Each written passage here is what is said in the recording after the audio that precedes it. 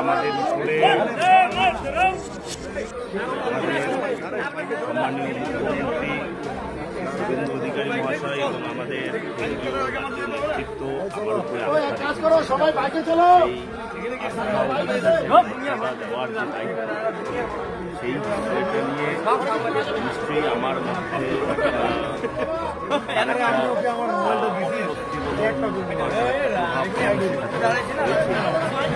কিন্তু একটা আনন্দ মিশ্রিত একটা ভয়, সেই অনুভূতি আমার মধ্যে রয়েছে। সকলে খুশি, সেটাতে আনন্দ। আমাদের দীর্ঘদিনের একটা উত্তরবঙ্গের প্রতি বঞ্চনা, সেই বঞ্চনার একটা দীর্ঘ ইতিহাস আছে। সেই ইতিহাস মোচন আমাদের লক্ষ্য। যদিও তার সঙ্গে সঙ্গে এটা অত্যন্ত গুরুত্বপূর্ণ যে আমি মন্ত্রী উত্তরবঙ্গের নই, আমি মন্ত্রী ফালাকাটার নই, আমি মন্ত্রী আলিপুরদুয়ারের। আমাকে পশ্চিমবঙ্গের দায়িত্ব দেওয়া হয়েছে।